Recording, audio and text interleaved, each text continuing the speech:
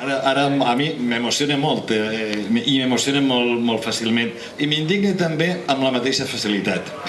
I en això jo crec que la capacitat d'indignació no és la mateixa i la conserva i fins i tot l'augmenta. I per això l'altre dia, quan vaig dir el moniato i em perdonareu, és que no entenia ningú què és el que estava fent, perquè havia firmat a favor. És a dir, allò era una proposta d'unes recomanacions per a la PAC agrària que podien compartir àmpliament moltíssima gent i que fins i tot havia firmat, era una proposta de Podemos, l'havia firmat el PSOE i l'havia firmat ell. O sigui, estava la firma en ell. I és allí i comença a pegar, a ruixar els de Podemos. Jo tinc quimera, i això us ho dic per a començar, jo tinc quimera que algú li ha dit que ha de ruixar a Podemos i a Compromís. Perquè si n'hi ha alguna cosa darrere de Ciutadans, evidentment és menys que estan pensant molt. I jo crec que no és de baix. No és de baix perquè tot el món se sorprenia, dius, home, si estem parlant d'agricultura, per què collons estàs arruixant-los contínuament a aquells? I de passar, dius, i ara arruixes de Compromís, perquè probablement també tindrà, per desgràcia, probablement serà diputat en la pròxima legislatura. Espero que només sigui diputat en l'oposició. Però algú li ho diu, i per això me va tocar eixir, i això que dius que portaves una intervenció escrita, jo volia parlar realment de l'agricultura valenciana i vaig parlar més d'ell que d'agricultura valenciana, perquè el fetge és el fetge i me vaig dir del fetge. També sabia que quan li pegues, li arruixes a Toni Cantó, a l'endemà és èxit segur en les xarxes socials i així n'ha sigut, vull dir, s'ha compartit molt, però el loro que Toni Cantó, a banda de ser un moniato, però és un moniato que darrere porta, diríem, tota una sèrie d'indicacions, i crec que res del que fa avui és gratuït. Després, jo de Nico, d'eixa no me'n recordava, jo me'n recordava una altra, que venia contant-li-la a Boro quan veníem. Jo de Nico me'n recorde perquè jo crec que el meu primer míting el vaig fer als 19 anys en Riola i jo tenia una vergonya que jo crec que va ser un desastre. I clar, quan vaig fer un míting així, crec que era una campanya autonòmica en companyia d'ell, li vaig preguntar l'edat i me va sorprendre que tinguera 19 anys. I li vaig dir que si als 19 anys era capaç ja de fer això, probablement tenia una carrera important de política. També li vaig dir això sí, primer acaba el que estàs estudiant i busca't la vida, i després tens per a fer política ja tota una vida. Jo porto tota la vida i al final vaig ser alcalde vora els 50 anys i per ahí, i diputat ja en 53 anys. I en Àgueda, la primera que la vaig conèixer jo crec que va ser una trobada de moixerangues al meu poble, i vaig veure que una roja se'n pujava per allà dalt, i clar, aquesta monya era inconfundible, és la primera imatge que tinc d'ell. I ja que has nomenat la institució de la Diputació, és important que hagi canviat, perquè efectivament jo no ho recordava, però ho heu recordat, quan Julià i jo anàvem allí, crec que ens va rebre Juanjo Medina, una persona que està avui hasta les celles, o sigui, la merda li arriba ja per damunt de les celles. I recorde l'amabilitat que va tindre amb nosaltres, però evidentment era això i prou. Amabilitat, i evidentment jo he anat moltes vegades a la Diputació i evidentment en aquells moments era molt dur ser alcalde. Jo veig ara la meva alcaldessa en el meu poble i claro, toca, la reben, en fi, és una... Quan anàvem ell i jo, i tu t'estaves també ja, no? I Rafa, quan tenia, jo què sé, no mos feien, es rien, menys mal que no mos pegaven, es rien. Ara de parlar de generacions, probablement hauria estat bé que estiguera també la generació que inspira també el que altres generacions estem així, la generació de Fuster, que això sí que eren poquets, això sí que cabien en un autobús. I probablement, perquè ella i jo som del mateix any, hem anat a la mateixa classe, som amics, som cunyats i som de la mateixa generació. Però probablement haurà estat bonic que haurà estat aquella generació que les va passar la de Nicolau Primitiu, la de Fuster, i Nicolau deia això, treballar, persistir i esperar. Imagineu-se Nicolau Primitiu, que era de la generació, era més major que Fuster, imagineu-se si han tingut que treballar, si han tingut que persistir per a poder reeixir. I bueno, ara afortunadament estem ahí. Hi ha una cosa anòmala en este llibre i com que som amics i cunyats m'agrada dir-la, vull dir, l'escriptor del llibre és ell i en canvi pareix que l'haig escrit jo. Este no és un llibre que ha escrit jo, este és un llibre que ha escrit Boro, entre altres. Enguany n'ha publicat crec que 3 més o 5. Vull dir, és molt prolífic, molt treballador, ha publicat Fuster per a joves, ha publicat també una adaptació del Tirant lo Blanc en dibuixos de Manolo Boix magnífica, que vos la recomane, i també ha tingut temps d'escriure este llibre. Per tant, reivindicar també a Boro, que és el que escriu els dilluns en el Levante, la columna en valencià que es diu Columnes de paper. Cada dilluns escriu una columna on cada vegada estem més d'acord ell i jo, perquè des de la sana discrepància hem discrepat molt. Bé, el llibre com s'escriu? El llibre li l'encomanen i ell m'ho diu a mi si estaria disposat a fer un llibre. Ja havia hagut algun altre escriptor que m'havia dit escriu tot el que te passe, i jo per això intentava fer entrades al Facebook llargues per a que quedara, per si algun dia em decidia a escriure, perquè jo això de sistemàticament escriure, jo dic, bueno, jo pensava, perquè algú diu allò del Facebook, ho fas llarg? Jo dic, sí, ho faig a posta llarg per si alguna vegada allò ho he de recuperar per a fer un llibre. Afortunadament no ha sigut així i ho ha fet ell. El llibre és com és també per qui l'ha escrit. Qui l'ha escrit mos coneguem als 9 anys en l'institut, anem a la mateixa classe, som amics, entra en política de la seva mà. Ell és qui em capta a la política, qui em capta per al pesant. Jo, com era més jovenet o parava més jovenet, no, parava o menys polititzat. Jo això ho contem també ahir. En Cou, a 16 anys, hi havia una part que estava més polititzada i una part que ens dedicàvem a la festa. Jo era el de la festa, el de fer fugina, jugar al truc, muntar una falla en l'institut, en fi, jo era dels festeros. Però també de la mà d'ell entra en política i per tant, i després acabem casant-nos amb 2 germanes i per tant hem sigut amics, hem militat junts i hem sigut cunyats. Per tant, tota una sèrie de complicitats que fan que hagi sigut molt còmode escriure el llibre. I també dir que la tecnologia ha ajudat. Ell m'enviava un WhatsApp, envia'm més material que no en tinc, jo agarrava el mòbil, gravava coses, li ho enviava per correu i no ens teníem ni que veure. Entre les coses també perquè ell ja sap massa com pensa jo i hem xerrat molt i hem dinat tots els dissabtes des de fa molts anys, dinem junts o pràcticament tots. Per tant, dir això. El llibre no és un llibre com el de Jordi Sebastià, que l'ha escrit ell, sinó que és un llibre que l'escriu una persona i per tant, i això agarreu així, sempre que ho escriu també, evidentment, també la seva part de subjectivitat, però és un llibre on diríem que la part objectiva la posa ell conta fets i després hi ha tota una sèrie d'anècdotes on, d'alguna manera, com he viscut jo aquests fets.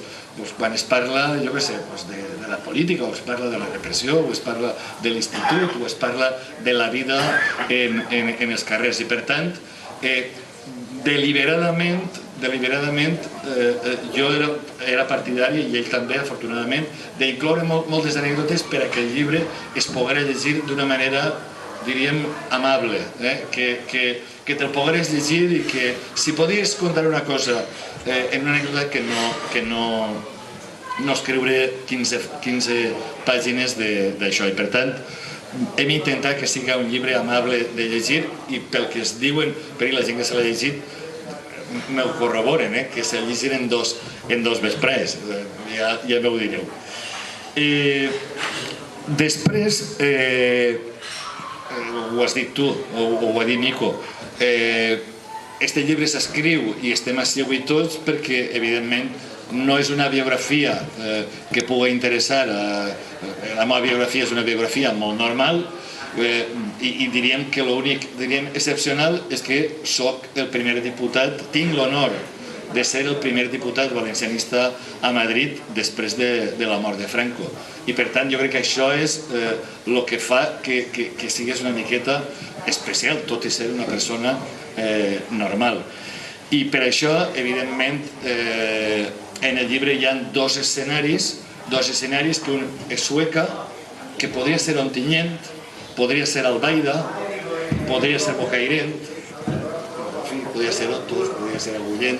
És a dir, un poble valencià dels anys 60, comptats pobles valencians, i la vida en aquests pobles valencians poc industrialitzats. El meu poble, l'agricultura tenia un paper preponderant i per tant, podria ser una biografia de molta de la gent que està a prop o s'acosta a mi. Haver-m'ho dit antes. I per això hi ha dos àmbits. Un és l'àmbit de Sueca hasta que deixa de ser alcalde, i l'altre àmbit, evidentment, és Madrid. Ja dic, en moltes de les anècdotes i que han conformat la legislatura de majoria absoluta de Rajoy, perquè el llibre tenia que arribar i tindre un final. I el final va ser, jo crec que és un final premonitori, perquè a partir d'ahir jo crec que a Madrid la política s'ha acabat. Va ser el final de la moció de censura fallida de Podem. Després han passat moltes coses. Jo crec que si al final farem una segona edició, evidentment, des de l'estiu, des d'abans de l'estiu, que és quan es discuteix la moció de censura, fins avui, mireu si han passat coses, mireu si han canviat coses i mireu si ha canviat el panorama polític espanyol. I per tant era important acabar el llibre i no podíem estar ara allarguem fins a l'1 d'octubre. El llibre tenia que eixir i vam decidir que el final del llibre era la moció de censura. Jo sempre que presento el llibre dic que podia ser una història com de molta gent. Es podria dir, per exemple, jo diré només un nom, però apliqueu-se'l a molts. Rafa Portero en clau valenciana. M'imagino que ell degué de passar coses molt semblants a les que vaig passar jo fins a arribar a ser alcalde d'Ontinyent. Apliqueu-se'l. Julià Álvaro en clau valenciana. Jesús en clau valenciana. Vull dir, és una història que amb la diferència de l'edat però que es podia repetir. I d'alguna manera el que hem volgut reflectir és com un xiquet de poble acaba agafant postulats valencianistes. Jo vaig tenir la sort de néixer en el poble de Fuster i això a alguns ens va marcar, a ell el va marcar, a mi també.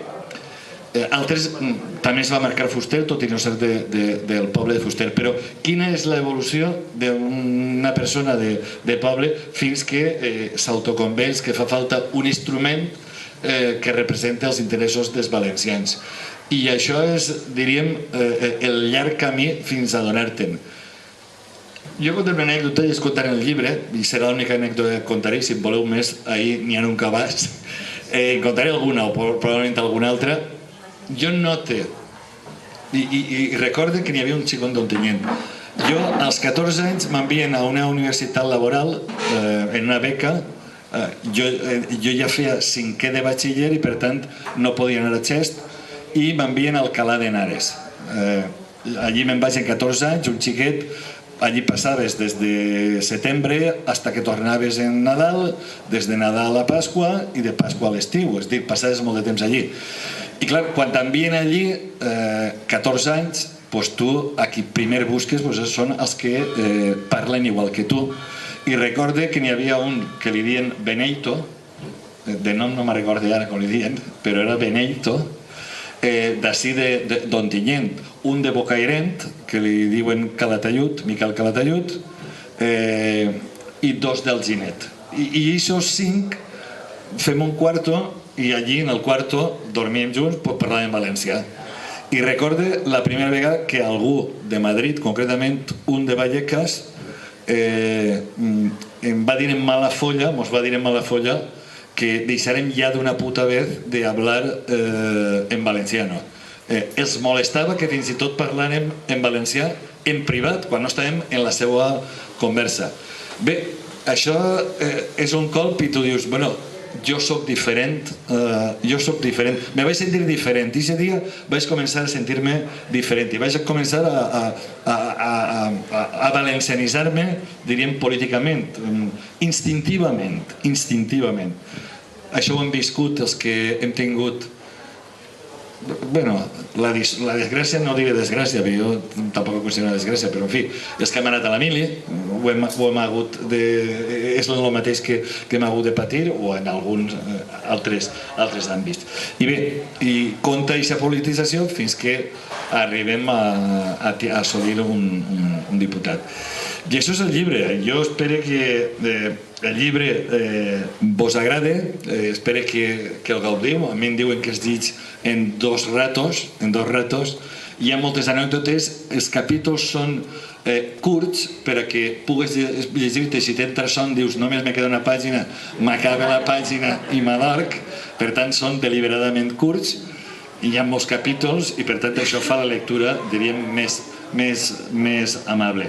I jo sempre dic una cosa del llibre, jo estic content, evidentment, i si haguera de canviar alguna cosa, sempre ho dic en totes les presentacions, seria el capítol dedicat als Borbons, sobretot el segon Borbó que jo he conegut. El primer Borbó, lo que és estar ahí, lo que campechano, però no sabia ben bé qui érem nosaltres, i jo sempre ho dic. És una anècdota que fa gràcia, però la dic. Ell es pensava que com havíem anat en bicicleta i havíem anat en eco, algú li havia dit Majestat, són verdes, i va dir, i quan arriba allí diu López Bravo ya puso aquí placas solares en la zarzuela, i dic, això que no ho diu a mi. En canvi el segon Borbó sí que me va donar la impressió de que estava més preparat, de que sabia qui era més de compromís, de sabia com havíem anat a les eleccions. En fi, me va preguntar molt més. L'altre hi havia majoria absoluta i entonces parlarem de coses banals. L'altre sí que li interessava saber, perquè era la primera vegada que era rei i necessitava que es formara un govern i que deixara d'estar l'atenció posada en ell, que era qui havia de proposar. I per tant sí que preguntava molt més i parlarem molt més de política que no en son pare. Probablement, dic, no hauria sigut tan amable amb ell, probablement no haurà eixit. Ens haurem pogut estalviar aquest capítol i no haurà passat res. Com ens hem estalviat, i això li ho dic a d'ell, alguns comentaris, diríem, molt punyents o molt, en fi, molt durs respecte d'algunes persones. I al final hem optat perquè fora un llibre més amable i no mal parlar de ningú, i sí vam parlar del projecte polític i del que hem aconseguit entre tots, perquè això ho hem aconseguit evidentment entre tots. Sense tots jo no estaria allà i per tant jo sé que avui se recordeu de la intervenció de Cantó.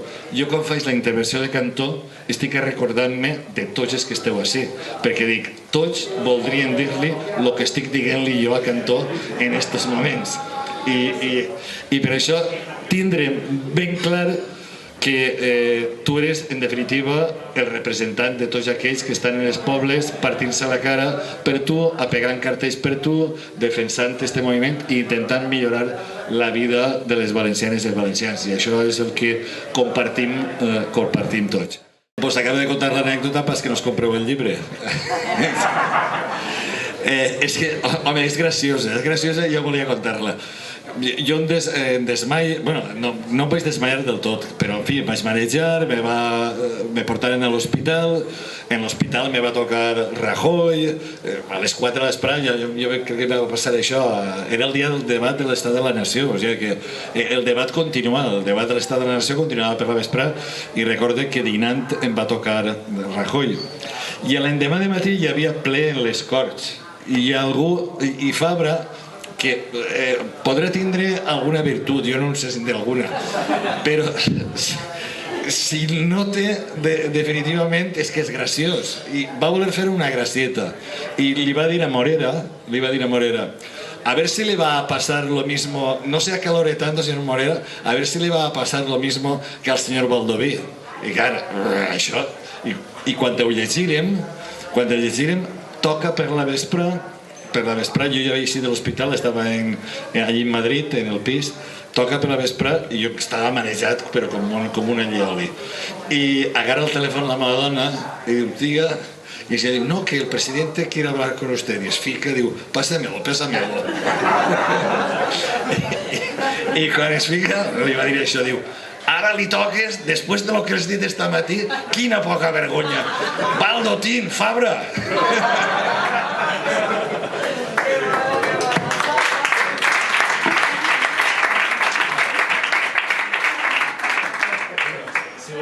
Pregunta. I si no, directament el donem per acabat i anem a la cervesa. Bueno, si no en teniu cap, bueno, no, dona igual. Bueno, exacte, i si no és de la cervesa podeu contar moltes anècdotes. Dir això, hem intentat, el que ha dit de Fuster és important també per a la política. És a dir, això no té res que veure en el llibre, però té que veure en el que ha dit ell. És important que t'entenguen el missatge que vols dir. A mi em paren, a banda de que la tele té la virtut de que te conega moltíssima gent, jo l'altre dia me vaig sorprendre ja de la potència que té la tele, és a dir, de 2.500 entrevistes hi havia una dada que era que 280 em coneixien. Sent el representant d'un partit valencià vol dir que aproximadament un 12% de l'electorat espanyol te coneix. Per tant, està molt bé. I la importància que té de fer-te entendre. Jo, quan me porten molts periodistes, tots reconeixen o tots me diuen això, diu, contestes a tot, però contestes a tot i s'entén el que vols dir, contestes clar. I jo crec que en política això està bé, que t'entenguen hasta qualsevol persona que estiga mirant el que això. És molt important que el missatge arribi, no només que ells que és a la televisió, sinó que el missatge siga entenible. I això és el que jo he procurat, probablement per al meu defecte de ser mestre i per intentar que els xiquets entenguen conceptes per ells nous. Per això, potser, tinc aquest defecte d'intentar posar el nivell, jo no dic a baixar, però sí que els missatges se puguen entendre. I Fuster ja ho dia, jo crec que és magnífica la cita de Fuster, dir, la primera obligació d'un escriptor és fer-se de llegir, és a dir, que no comences a llegir i que digues, hòstia, quants llibres ens hem deixat en les 3 o 4 primeres pàgines. Per això era important això, i per això, com estic parlant d'això, jo m'enrotlle d'una cirera entre una altra, per això en molts dels discursos que faig jo allí comencen, encara que tingués 2 minuts, amb una xicotiua història, amb un xicotiu acudit, perquè això fa que automàticament els periodistes capten l'atenció i els diputats callen. Jo ahir ne vaig fer una, ahir. Vaig dir Rafa Mayoral de Podemos. Estàvem parlant de la llei hipotecària, havia eixit Guindos a parlar, que em pareix que tindrà carabassa el dilluns. Guindos havia eixit per parlar de la llei hipotecària i Podemos havia fet una esmena a la totalitat en un text alternatiu. I vaig dir Rafa Mayoral. Rafa Mayoral és crec que és dels anticapitalistes i és de l'escola de Vladimir Ilich, ix d'allí i xillava, i ho dia tot, tenia molta raó en totes les coses que va dir. Jo vaig llegir allí i vaig dir, voy a decir una cosa de Rafa Mayoral, si se me permite, yo digo, se podía haber dicho más bajo, pero no más claro. Això automàticament trenca el gel i fa que fins i tot des del PP, que estàvem mirant el mòbil, comencen a fixar-se en tu. I això és important, sobretot també perquè després els periodistes puguen treure. Una pregunta que no em fareu, i en això acaba, ja no en conté cap més. Una pregunta que m'han fet moltíssimes vegades. Lo de l'estriptease, lo de treure el pa, lo de la samarreta, si això era una cosa que s'havia de fer o que no s'havia de fer. Ho hem contestat en algun lloc. Jo ho he hagut de contestar a molts periodistes quan me l'han fet. Jo dic, si jo no haguera fet això, tu estaries fent-me ara aquesta pregunta? No. No. Això toca fer-ho ara? No. Vull dir, ja hem situat la marca Compromís allí i no cal ara fer-se aquest espai que costa tant de fer. Penseu que quan jo entro allí, 9 de trinca de diputat, un poll, en un grup mixt on hi havia 8 partits diferents, 8 partits diferents, que t'has de pegar colzades per a poder parlar, perquè tots no podem parlar en tots els punts. I jo era el gran dels xicotets, és a dir, dels que només ne teníem un, que érem 4 partits, jo era el més gran. Per tant, podia parlar una mica igual més que l'últim que era el de Nova Canària, que tampoc tenia massa ganes de parlar, perquè la tia ja va eixir i efectivament té poques ganes de parlar, per lo que siga. Y entonces t'havies de pegar colzades. Estava Esquerra Republicana en 3 diputats, estava Bildu en 7 diputats, estava el BNG en 2 diputats. Penseu com ha canviat la política, el BNG en 2 diputats i n'hi havia un altre grup en 2 diputats també, no me'n recordo ara. Vull dir que t'havies de pegar colzades per a poder treure el cap. Sí, Nova Canària i Coalició Canària que havien anat junts. Bé, doncs això, fer-te un lloc allí a Madrid per ajudar a que el projecte d'este país tiri avant.